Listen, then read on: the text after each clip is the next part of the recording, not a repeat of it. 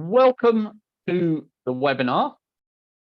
We have a very important topic for you today, and a very practical topic. We're going to be talking about the things you can do to make your program easier for your partners to engage with. And we have a fabulous panel who are going to share their experience, their expertise, and the things they've done to achieve just that. Before we start, just a couple of housekeeping points to go through. So, Maddie, if we could go to the next slide. Just a reminder, Channel Focus Live 2023 is on the 8th and 9th of November this year, and there is a special rate if you register by the 1st of September. So get those registrations in. We're actually seeing record registrations for the event, which is cool, and would love to have you all there. And as always, there is a fabulous Women's Leadership Council women-only event on the day prior, November the 7th. So you could also click on that QR code to register. Eddie, next slide. We want this to be as interactive as possible. So if you look down the bottom, you have a chat button. Please do ask questions, comment, ask our panelists specific questions. We would very much love your comments and your input during the webinar. So without further ado, I am going to introduce our panelists. And our first panelist is Carlin Bentley, and she is the SVP of Client Partnership at Ansera. She has nearly 2 decades of experience working with leading brands and their channel partners. She's grown Ansera's technology client portfolio 4 times over the last 6 years, and that includes global team expansion in London and Sydney. She drives forward-thinking feature enhancements and program modernization through strategic client partnerships with companies like Dell, Red Hat, Citrix, Microsoft, Sage, NetApp, and others. And she is also passionate about the culture and food scene of Chicago, where she lives with her 2 girls and husbands, but loves weekends away in Michigan. So, Carlin, tell us briefly about Ansera. Will do, but I just want to preface, it's husband without an S, just one. If anyone else heard the plural, it's just one. So thanks, Rod, for that intro. So yeah, Ansera is an independent full-service marketing agency with robust expertise across a wide variety of industry verticals, including tech, auto, QSR, retail, and telco, to name a few. Obviously, my expertise is tech, but we serve a lot of other clients in a lot of other industries. Our marketing services and proprietary tech platforms solve today's modern marketing challenges.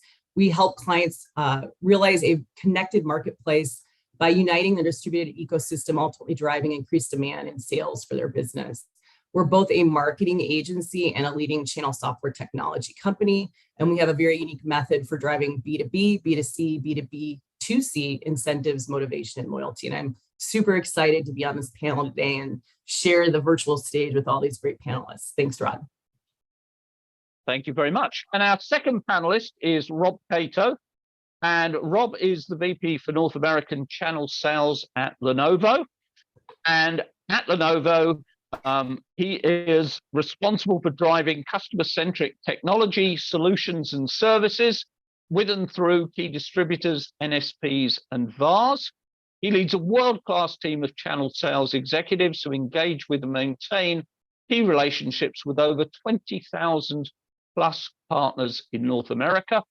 And he helps set strategy and go-to-market plan, including coverage programs and execution, to grow nearly $5 billion of revenue that flows with and through their channel partners. So, Rob, tell us a little bit more about this topic and Lenovo, and what have you guys been doing?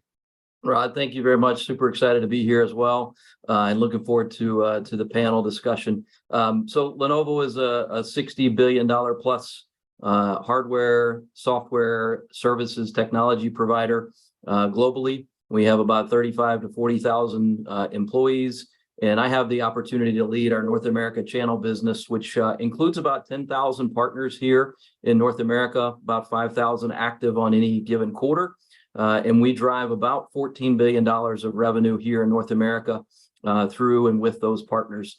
We sell everything from devices that fit in your pocket. So we have handheld devices from Motorola. Many people don't know that we offer cell phones, all the way up to cloud devices, cloud services, and cloud offerings with our infrastructure solutions, client devices as well. So super excited again to be here and to share some ideas and thoughts with the team today. Fabulous, Rob. Thank you very much. And our third panelist is Kristen Cole, and she is Executive Director of Vistex, and she's championed high-tech channel incentive automation services and strategy for 16 years. Prior to Vistex, her career was in sales and marketing in a variety of industries, including footwear, apparel, Disney, and NASCAR, so a wide range of industries. And today, Kristen uses Vistex's channel services and SaaS-based incentive programs to equip high-tech companies and their partners for program success. So, Kristen, give us a brief overview, if you would, of Vistex. Thanks, Rod. It's a pleasure to be here. Vistex is going on 25 years, and we're an end-to-end revenue management company. We provide comprehensive go-to-market solutions for growth and margin impacting programs. And our final panelist is Anthony D'Angelo, and Anthony is the VP of Sales for Zift Solution. He loves to travel, hike, and mountain bike. And he and his lovely wife, Bridget, their time between LA and New York City. And he's got 20 years plus experience in global channel sales. So, Anthony, tell us a little about Zift. Thanks, Rod. Yeah, every time I hear that 20 years plus, it makes me think like maybe I should just take that out. A lot of experience. Yeah, most of my experience is on the channel side, kind of running channel sales organizations and channel marketing organizations. Now working for Zift Solutions. Zift is a leading channel management software platform. So sometimes we call that PRM. It's your portal. It's really a tool to help you kind of maximize your engagement with your partners, really amplify your message, get a lot more done with your channel, and ultimately make better decisions. So I had been referring it to consulting customers or clients. I had been using it, and I thought, boy, I really want to join that company. So it's a good tool. So thanks for having me, Rod. So we thought we'd start by asking everyone to be really honest with themselves, and we're now going to create a poll. So if everyone could answer the poll, and let's see where we think we are in terms of our ease of doing business. So how easy is it for your partners to do business with you? Hey, easy like Sunday morning? Few speed bumps? It's okay. Hey, it's great if you're a genius, and it's good luck to those who try. So if everyone could please answer the question, that would be brilliant. I love the options. I'm going to have that song stuck in my head now. I'm going to have to listen to it after the webinar.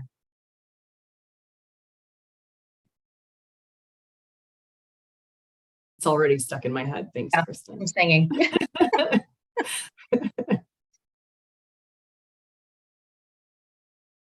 So 2/3 of the people answered so far. Keep those answers coming in. Come on, folks. We want a really good selection. Keep those answers. We're going to keep it open for another 15 seconds. So get your answers in now. And let's see where we all think we are. And let's be really honest about this. Okay, closing it in 5, 4, 3, 2. Last chance to get those answers in. Okay, and now let's see where we are. So a massive 7% of us think we really are easy to do business with. Another 26% think we're kind of okay. We got a few speed bumps. 41% think we're sort of okay. 20% think, hey, it's great for our partners if they're a genius, and 7% are, I can say, fairly disappointed with how easy they are to do business with. So a widespread, but it's not great news in terms of what we're doing. So Maddie, if you want to close the poll, and Rob, seeing those answers, I'm sure they resonate with some of the things you've seen over the years. What do you think are the biggest challenges? Well, look, and it's a pretty traditional bell curve, right? When you look at the responses there, and I think we've all sort of been through that same kind of motion, if you will. And as a geography leader for our channel business, I have certain things that I want to get done in the geography, but there are also responsibilities that I have to make sure that we're in concert with some of the global things that we want to go do. And so Carlin and I were talking about this with you the other day. When the company decides that we're going to make sure that we have some consistency across the geographies in terms of our programs, we have to make sure that in North America, for example, that I do some things to ensure that we're consistent with what AP, what EMEA, what Latin America are doing. And sometimes that's difficult. Sometimes that adds challenges to what you're trying to get done. And in some cases, you may have to take a step back in North America, in a mature market like North America, in order to be consistent across the geography. So I'm not sure, where many of your attendees are coming from in that regard, but that's one of the things that we're certainly focused on. So for us, what we look to do is to make sure that we're actively getting feedback from our partners as we roll out new, whether it's enhancements to the programs or tools that allow our partners to take advantage of those programs. And so we have an advisory council, if you will, here in North America, in addition to a global advisory council of partners who actually provide us with active feedback. And we try and listen to that feedback and then make those changes. Being agile, being adaptive to the feedback that you're getting, and then hopefully making the changes where they're necessary to ensure that you're getting usage from your partners is really key to making sure that you've got an ease to doing business. We try and live by 4 things at Lenovo. I'm sure many of our colleagues here on the panel do as well. But the 4 things that we really try and focus on is 1, being simple to do business, predictable, consistent, and then obviously profitable for our partners as well. So if we can kind of manage to those 4 things and make sure that we're focused on those 4, we typically can find that our partners like the programs and the tools that we're rolling out. Colin, what are you seeing in terms of requests from your customers? What are they looking to try and do to make them easier for their partners to do business with?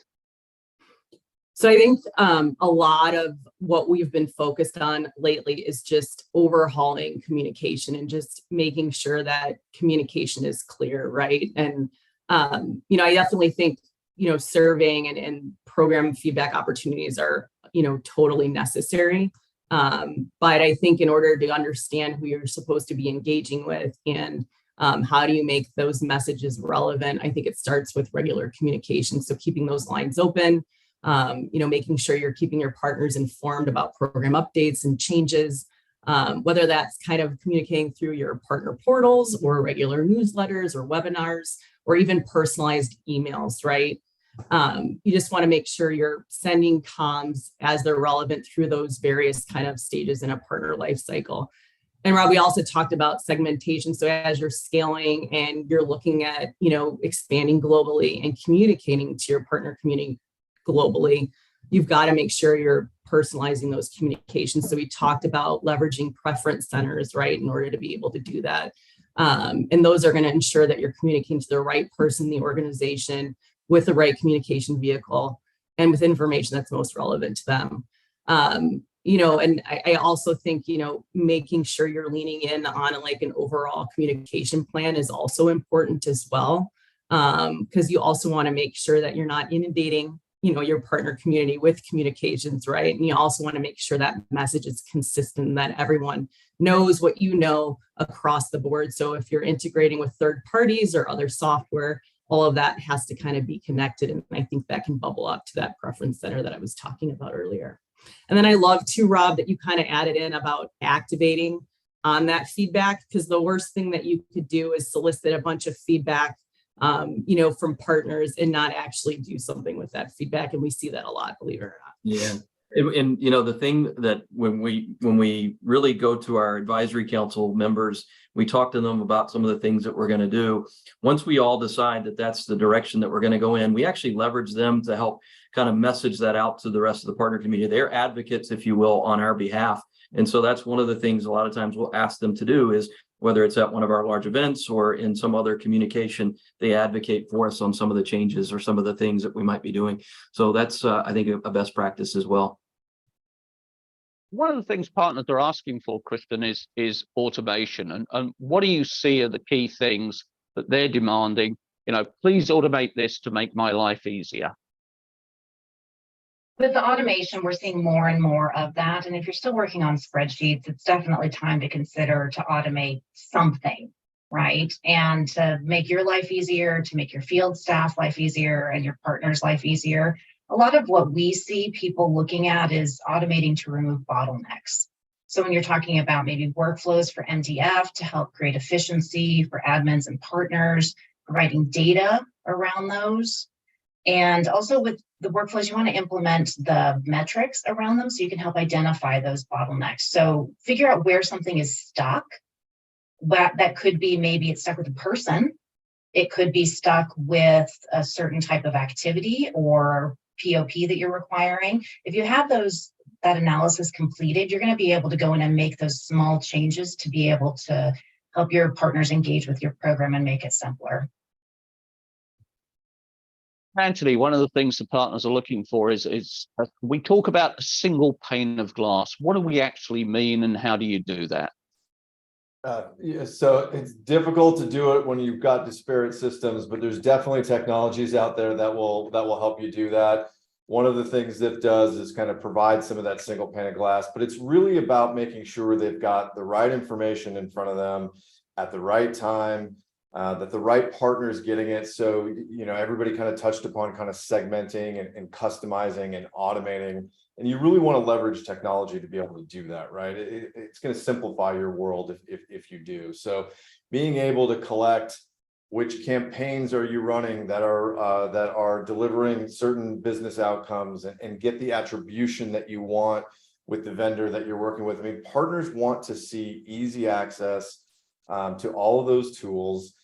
They want to see that attribution, but they want the feedback. They want to learn as well. So, being able to have them have that dashboard that says, these campaigns win at this rate, these campaigns maybe you can avoid, but when you do this, it leads to this, and you can show not only your own company, but the vendors that you're working with that you've delivered real results. Having all that in one place not only gives you that attribution, it allows you to kind of celebrate those wins, but it also allows you to kind of make good decisions. And I think really having all of that information in one place is really about that, making good decisions that are going to lead to more results that are positive. I know you've spent a lot of time automating a lot of the things within Lenovo for your partners. If you wanted to pick on, say, 3 things where they've gone, thank goodness, that is brilliant, that's just what we're looking for, what would those be? Well, I think, look, any company like ours that doesn't have a great, easy to do business with deal registration program is just not going to be successful. And so that's probably number one, is making sure that there is a process by which partners can bring forward opportunities, deal register them, get the right engagement, whether it's technical or sales resources assigned or aligned to that opportunity. I think that's critical for any well-run channel organization. So putting a lot of focus in that. We've built ours over the years. It's actually interesting, Anthony, you talk about bringing in a third party versus building it in-house. That's something that we struggle with at Lenovo, and I'm sure many of us struggle with as well. We have an IT team that's fantastic, but a lot of times wants to build it versus go buy it. And so that's something that we certainly have discussions with. I think number 2, Rod, we certainly, when we look at, Carlin talked about communications, but making sure we've got a vehicle to be able to automate and deliver communications in a very quick fashion, but also in a way that the partners will be able to consume. And so it's making sure that we've got a great delivery mechanism for those communications. When you're just spamming them through email, that gets old. So you've got to find that right vehicle and that right way to be able to deliver communications that are valuable to them, that's really news for them that they can use.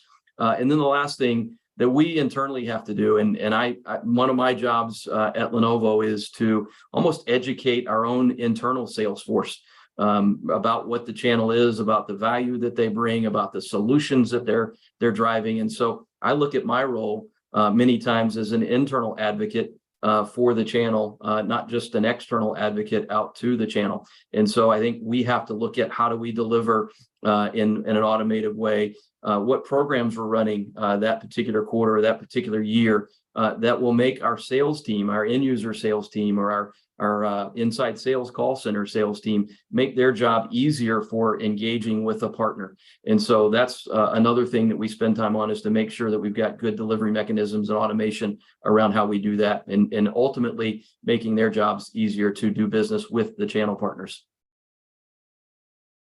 And Kristen, what role do you think APIs play in this? How important are they? How can they be used?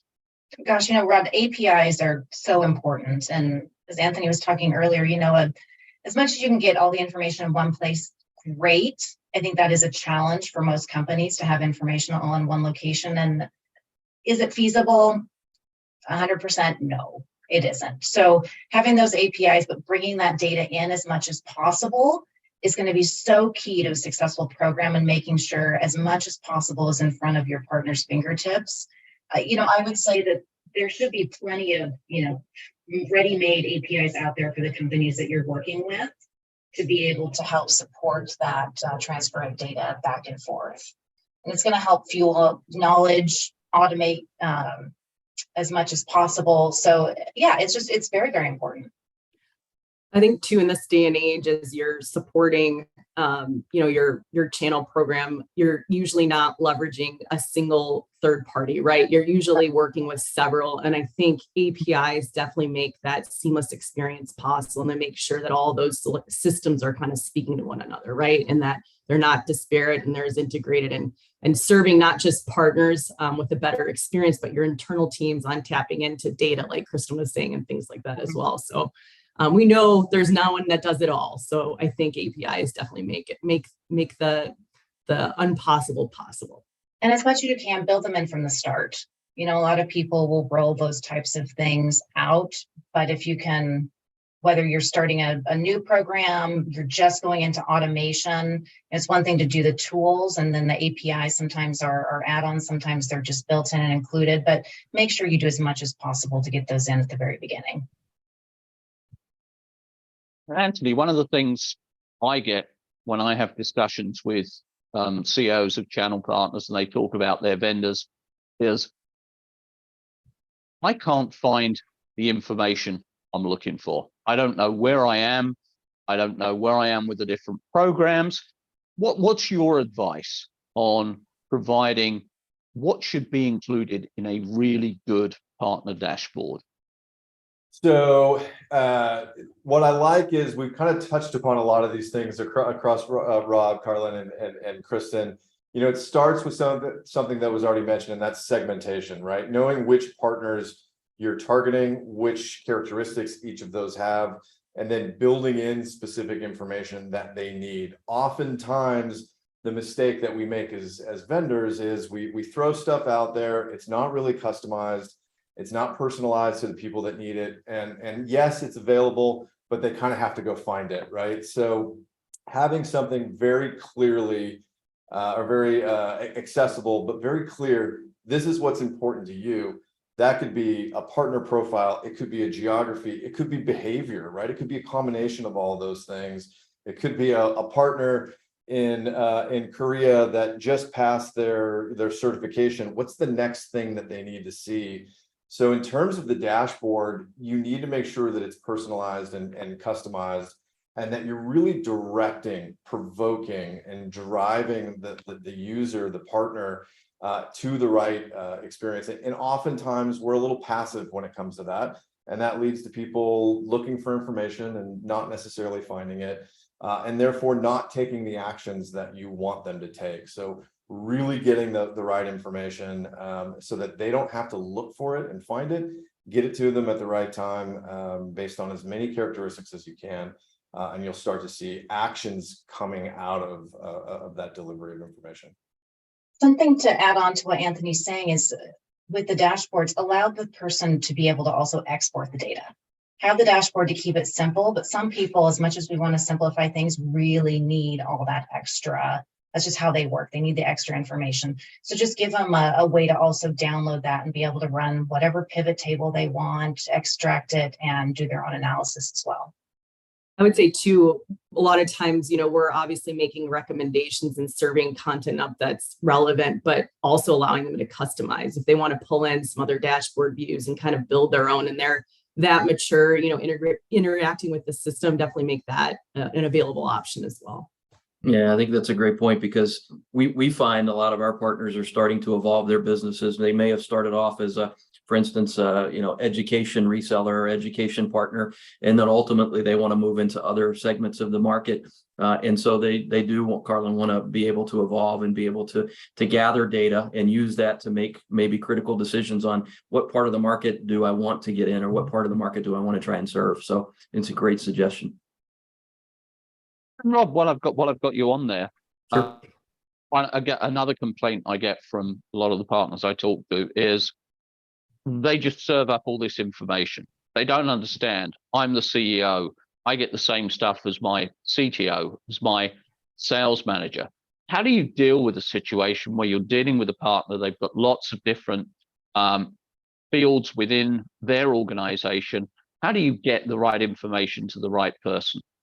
Yeah, I think it goes back to what Anthony was talking about, which is really allowing them to personalize, their content, personalize, the dashboard or the solution that we've offered to them. And so being able to do that, because you want to have different profiles, you want to have different folks within the organization receive different information. There are some folks that need the sales data and need to be able to provide quotes. And then there's the marketing team that needs to be able to take your content and turn that into demand generation. So again, it's personalizing, allowing them through that dashboard, through that portal, to be able to personalize the content that's going to be most important to them. That's probably the first and foremost thing. One of the other things that we've looked to do over time is to actually start to look at building communities for our partners and putting them into various different communities. They may serve multiple communities. And I mentioned education or SMB. They serve the SMB market, or they serve the financial markets, or manufacturing and retail. So again, whether it's verticalized or horizontal, being able to start putting and allowing your partners to opt into certain communities. And that way, again, the content that we're providing them and the information that we're providing them is much more relevant to their business and what they're trying to achieve. Talking about the way they personalize it, is it a series of check boxes in terms of what they're looking for? How do you encourage people to do it? How do you serve it up? Yeah, and again, I think every solution's a little bit different. Ours is basically that. It allows them to check which ones are most important to them, based on the profile and based on the content that they want to see. Anthony may be able to speak to some of the other offerings that are out there, but that's the one that we have today. What's your recommendation there, Anthony? So I really like what you said about the communities, right? So because empowerment is so important when we talk about engagement with the programs and engagement and kind of delivering, outcomes. I really think that empowerment is a big piece of it. And we talk about empowerment when it comes to training, but really giving them something that's self-service. And so that they're not always requiring, they'll feel a little bit freer, they'll feel a little bit more comfortable with what they're selling. And Rob, I like the idea of those communities, kind of people kind of helping each other, customizing kind of those conversations and really thinking about what's important to me, so that the entire weight of it is not just on the vendor. You're getting more perspectives, and we know that the more perspectives, the more diverse perspectives we get, you're always going to come out with better outcomes. So I really like combining those things. Yeah, the Yeah. funny thing when we did that was at first we were like, wait a second, I'm not sure that those partners want to be on the same in the same community because they compete against each other. What we Yeah. found was exactly that they actually share information, that at the end of the day they're providing each other with valuable information because they serve a certain region or a certain part of the market versus the entire scope of it. So we actually were interested to see that it wasn't necessarily just competitive. It was, hey, collaborative in nature from that community perspective. And that can be so helpful when they start to collaborate. For sure.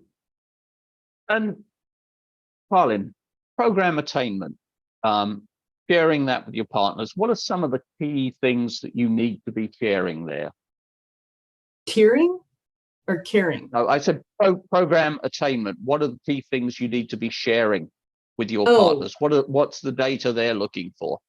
You know, we've kind of pivoted here. We're looking at ways to help ourselves as opposed to the partners right now, right? I think it goes back to those program feedback opportunities, right? I think Rob talked about the partner advisory committees. I think regular performance reviews, like making sure that you're conducting periodic reviews, whether those are quarterly, half year, or annually with your partners to discuss the progress, the challenges, and the opportunities for improvement. You know, again, I think, you know, when you get that feedback, it's extremely valuable. And I, again, want to reiterate activating on that feedback, right? So I definitely think, you know, those are going to give you great opportunities to make, you know, tweaks in programs. And if you want some specific things that we've heard lately coming out of that survey feedback, it's definitely, you know, streamlining payments, right? A lot of our clients are making payments themselves. There's a lot of purchase order administrative support going on over there. So we can certainly step in and people like myself and Kristen, you know, support with, you know, agencies, third parties that support that kind of facilitation. That's been one thing that we've heard is making payments easier, faster, quicker, that kind of thing. Also, making sure, back to what Rob was talking, we were talking about training, right? And relevancy of the content that's being served up. It's just like segmentation. I mean, the last thing that you want to do is offer all the training, right, to a partner when only some of that's relevant. Or Rob, to your point, maybe surveying them and understanding where do they want to grow, where do they want to move into, and offering that curated content and that journey opportunity for them to kind of evolve and continue down that path. So I definitely think the personalized training are some feedback suggestions that we've heard from partners via clients recently, as well as you know, faster payments. And then that, you know, communication thing. I'm not the one that handles the bank profile. Why are you emailing me and asking me for this information? So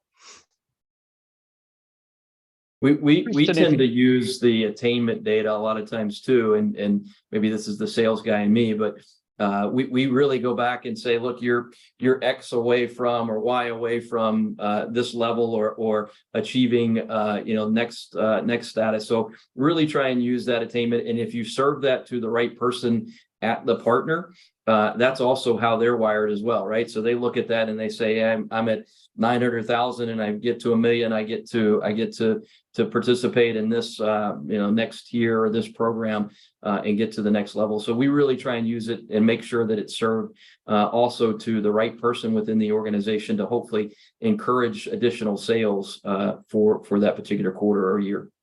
Yeah, Rob, being able to show them that when they log into the tool, I think is really important, where they are versus what they could earn. So many people are just competitive by nature, even if it's against themselves, and being able to say, I am X away from reaching that next goal, and it is really going to help my company's bottom line. And Kristen, another question for you. I've got a question coming in, and let me try and phrase that. If you have new clients coming on board, typically it's going to be because they're unhappy with the way things are at the moment. What are the typical things that have been holding them back and preventing them from delivering that really cool, easy experience for their partners? You know, a lot of times it's a combination of things that we see. It could, like Carlin said earlier, it could be payments, right? I mean, I think that's one of the things that Vistex prouds ourselves in is the payments and making those efficiently to the partners, because in the end, that's the last mile that really has an impact on their bottom line. A lot of it comes down to workflows and those bottlenecks. So if you can help identify where those bottlenecks in an older program or even in your current program are and solution those, you're going to be able to reduce help desk tickets, make your program easier to work with. I think there's also little things that you can do when launching a program is, don't boil the ocean to start. People take time to learn things and understand. Involve your field. If your field doesn't understand the program, they're going to confuse the partners. That's going to lead to more help desk tickets. And ultimately, those things have a negative impact on whatever system you're using, whatever your program looks like, if you can't clearly communicate, get the field on board and get the partners on board. And Anthony, performance data. How much do you share with the partners? How much do you ring fence? How do you treat that? For sure. Well, look, the performance data is critical, right? We want that to be shared. We want it to be discussed. The whole point of the partnerships is for all of us to, to get better and to do more and to sell more, and everybody, kind of enjoy the fruits of all that. So sharing the data is definitely critical. As it relates to some of the dashboards that we've talked about, making sure that only the right people see what is important to them, that we protect it from competitive. Certainly, and sometimes I think, Kristen, you brought it up, like even within a company, sometimes there's a little bit of competition. So, leveraging technology for that is extremely important. But from my perspective, I want to be able to give as much data as possible, not too much, but the right data around the right things so that we can be doing the next best action, right? So we want to leverage that data, and it really kind of comes back to making sure that the partner experience is really at the core of everything that kind of emanates from that, right? You know exactly who your ideal partner is and what they need, and be really focused on that. The data on the back end is certainly critical, but like everything that leads up to that really has to have that partner level focus. And I think, put all that together, you start to see real simplification, reduce friction, and then the right data so that you can make the decisions that you need to do to be successful. This is an open question for everyone. We're all being told that AI is the solution, that AI is going to make everything much easier. How do you see AI impacting kind of programs we have, the kind of abilities that we're able to provide for our partners? Anyone can feel free to jump in on that one. I think for us, on the dedicated support perspective, it's coming into full fruition, right? So we offer a help desk, a global help desk that offers support in local language and during local time zones. And in order for us to continue to scale those internal teams, we are leveraging the AI components that come along with the help desk software that we're using, right? So we're not using it to, respond to inquiries, but we're using it so that we're consistent with our responses and our communications, right? And so we can also really quickly respond to inquiries. So basically, the interface allows someone to receive a communication. We can gauge the tone of the communication from it. We can gauge whether or not there's consistent key kind of points in there. And then to the right, the agent's going to have an arsenal of previous responses. It's also going to be the opportunity to kind of escalate that to maybe a manager or a high-level agent to respond to that. So that's just like a unique way that we're starting to leverage AI with the service side of the business that we're supporting today. And we're gathering a ton of data from that and leveraging it and harnessing that power to be more specific and quicker in responding to your partners. I've got a kind of healthy balance between sort of concerned, but also excited about, how to kind of leverage AI. I look at it as augmentation, right? So, our jobs are to scale. We all know that we're being asked to do much more with fewer resources, right? Budgets are going down. There's layoffs. There's stuff that's happening, but we still have to maintain that same level of service. And I look and I hope maybe I look at AI as a way to kind of augment that. And I'll give you a couple examples. If you've got a really small team, and oftentimes that is the case, being able to kind of push out content becomes difficult, and sometimes it becomes costly. Get the help where you need to, whether it's an agency helping you, whether it's AI kind of helping you kind of build some of that content, just to fill the gaps, right?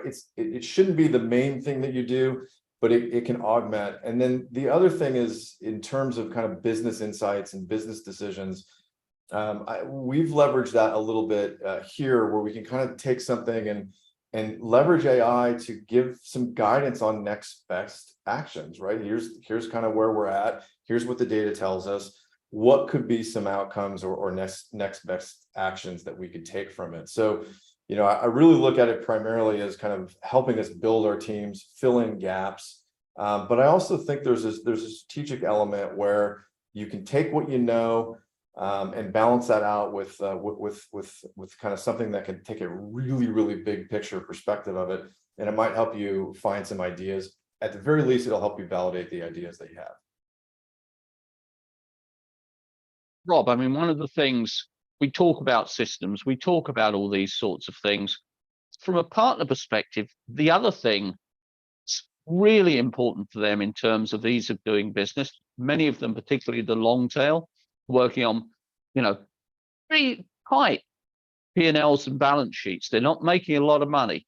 They want us to be predictable. They want to be able to build their business around us. What's your advice for people on that front?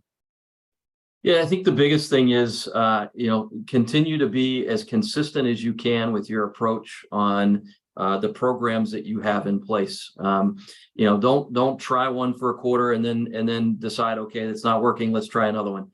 And we've learned from that experience. I have lots of executives over the years that have said, okay, let's go do this, and then the next quarter, okay, we didn't see the results. Well, it takes time, and I think that's the biggest thing that, as a channel leader, you have to instill into your executive team, is that it takes time for these things to resonate throughout the channel and get the results that you're looking for. However, if you're not seeing the results after a certain amount of time, then that's when you do need to make some tweaks or changes. But consistency, I think, is important. Making sure, again, that you're listening to and getting that feedback from your partners ultimately is important. And then I talked about it before, but for me and for our team, it's really making sure that I amplify our programs and amplify our channel engagement through our sales teams that are calling on end user customers, because the majority of our sales go through and with a partner. So 80+% of our North America revenues go through there. And so they're advocates for us in the channel too. So if the partner has a bad experience from a sales rep at Lenovo, then that just makes our lives that much more difficult. So we do a lot of internal education and promotion of programs, because if they don't understand them, if they're not using them, and that's our sales team isn't doing that, then that's going to lead to a bad experience for the channel partner as well. So those are a couple of things that we're doing to make sure that we've got some of that consistency there. I've got a question about incentives, and Colin, maybe if I can point that in your direction. What are the key trends in incentives? Is it points? Is it money? Is it back end? Is it what are the key things and key trends that you're beginning to see in terms of what your clients are requesting for their partners? It's definitely not a one size fits all approach. I think, usually the more successful programs have multiple incentive elements in there, right? So there might be some form of a rebate. There may be multiple types of MDF, whether that's proposal based or earned. There may be a loyalty or rewards component or program, right, that incents the individuals within the partner organizations, not necessarily the partner organizations themselves. And then, to Rob's point, I mean, things are changing, but, we don't want to drastically constantly be changing programs, for partners. So what we are seeing is an uptick in pilots that are really micro-focused on subgroups of partners that they're being very strategic with, right? So maybe they're expanding into a new vertical, or maybe they're co-selling, with another partner. Maybe there's an IP involved or something like that. And that's the focus of those kind of very customized, bespoke type of incentives that we're seeing as well. And those are usually not offered across the board, right? They're very targeted and specific, because they really want to make sure they're tracking the outcomes and working very closely with those partners. So I would just say, it's not just one type of incentive. It's going to be multiple if you're going to have a truly successful program that kind of caters to multiple program types that you're serving today. And what do you see?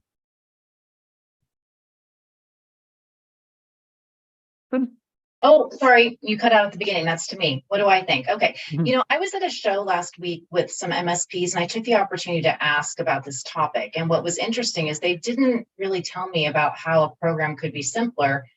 A response was, the rebates are so important. They go to my bottom line. So that was what was top of mind for the MSPs, was the rebates. So, I agree with Carlin that you have to have a mix of different incentives. MDF, sometimes points work depending on the country, the laws, the goals of the partner program, MDF, and it's not a one size fits all. Yeah, I would agree with that. I think it's, again, understanding what the partners are looking for, having various different programs that maybe a certain number of them work for certain partners and others work for other partners. But also trying to drive reinvestment as much as possible as well. That's always something that we're working with them on, is how do they reinvest so that they get the multiplier effect with the incentives that they're putting in place, that we're putting in place as well. Mm-hmm.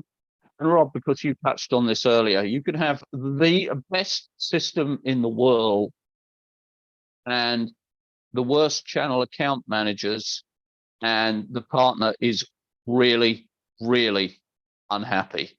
How do you train? What are the kinds of things that you're doing to train your team so when they're engaged with the partners, A, they're empowered, and B, they can really help the partners achieve what they're looking to do? Yeah, you actually just said the word, and I think it's empowerment. It's really allowing our channel teams the ability to hopefully make some decisions. So we do try and drive empowerment with them, but it's also, you have to, as a channel leader, make sure that you're staying up on the industry trends and those competencies or skills that your channel team needs in order to continue to stay at the top of their game is really important. So you've got to have that continuous training and education. You've got to make sure that they understand the transformation. And look, we're in this industry right now where it seems like it's transforming every year, but we have to continue to stay on top of that and provide those competencies and those skills to our people to be able to do that.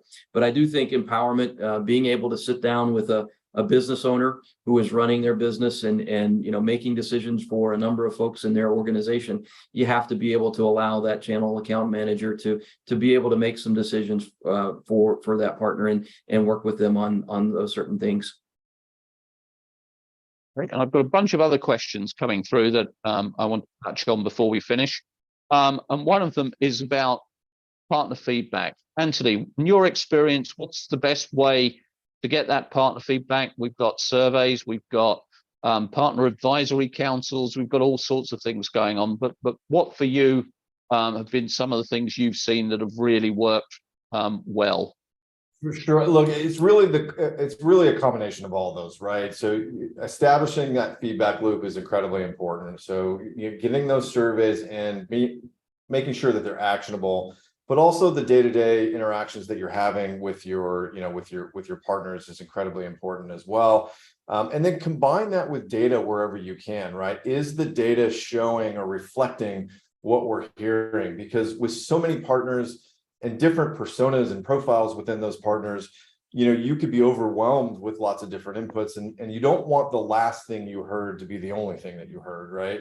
So, establishing those fundamental baselines, validating that with interaction and making sure that you're communicating through your channel account managers as well, but also validating that with real data.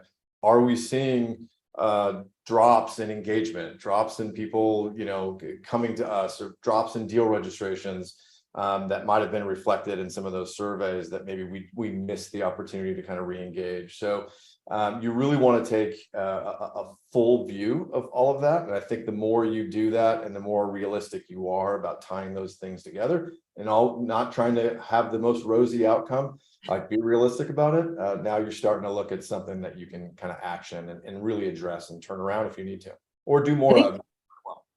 Yeah, I agree, Anthony. I also think it's important to, surveys allow you to be reactive, right? I think it's also important to be proactive and monitor things, right? So you can certainly monitor whether or not partners are engaging with your sales collateral and your marketing content on your website, right? And if nobody is, you got to change that, right? You can certainly monitor engagement with your software if you're using a partner portal or something like that. You can certainly monitor the types of inquiries and help desk tickets that are coming in and automatically push that content out so that they can, self-serve before that becomes, a negative survey response, right? So there's other ways that I think you can proactively just monitor the landscape before it becomes a thing that you have to tackle based on the outcome of the survey.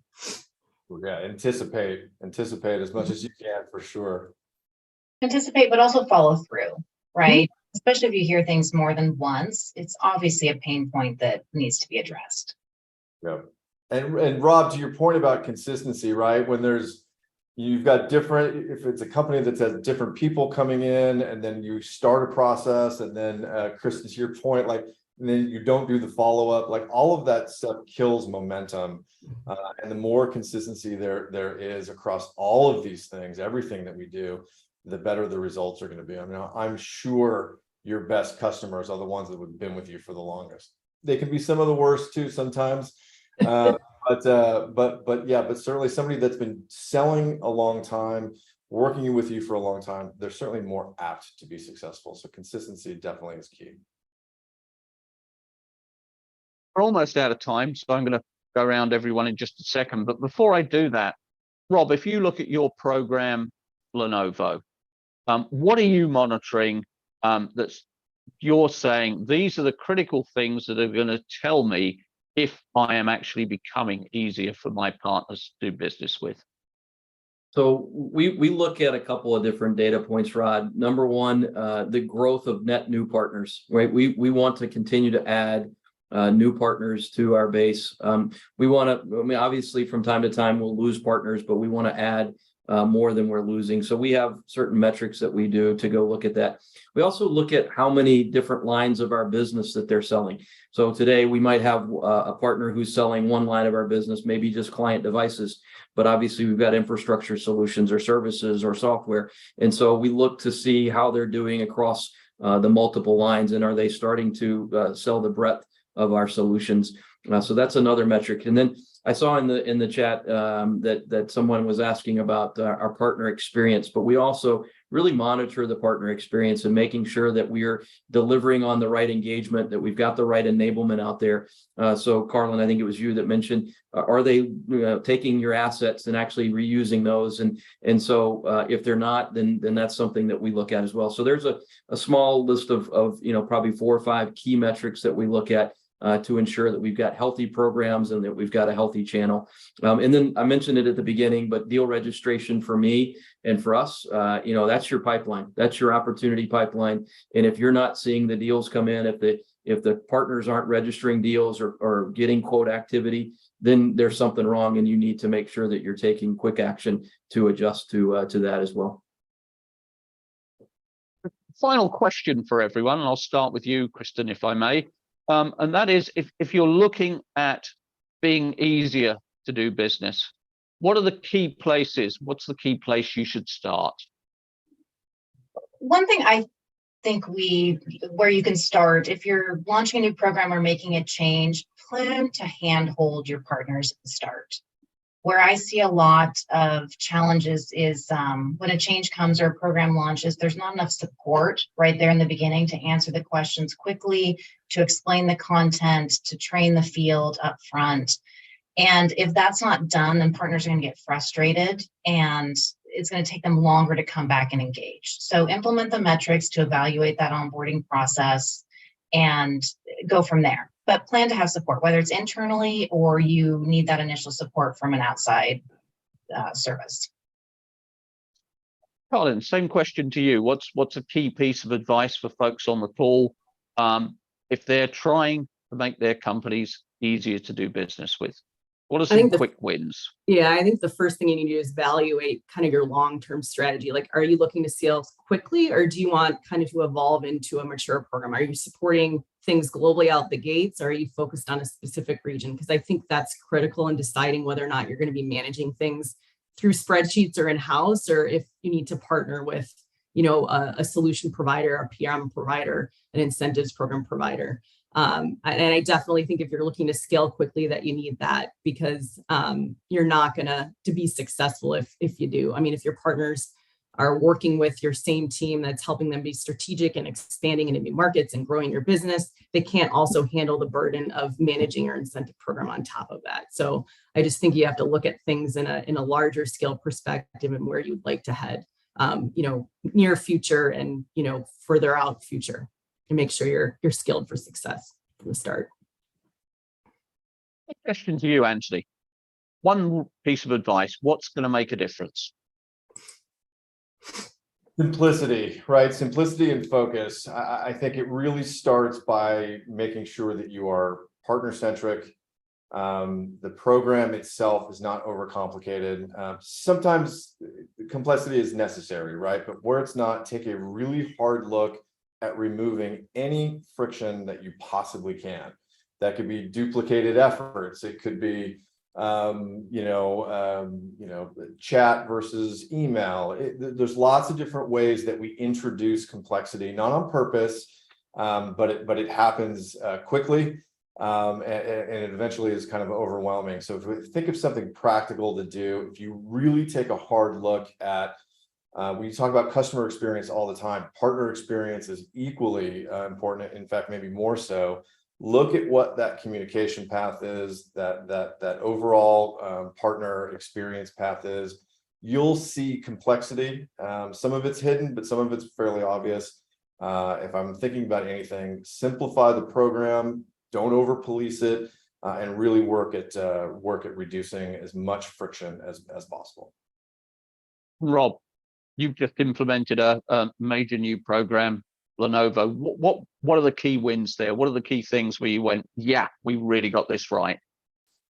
Well, I mean, it's still evolving, and I think with any good, framework or channel program, it continues to evolve. But the thing that we look for is the adoption rate, right? So how many partners are starting to leverage that program? How many are starting to add it to, add to their business?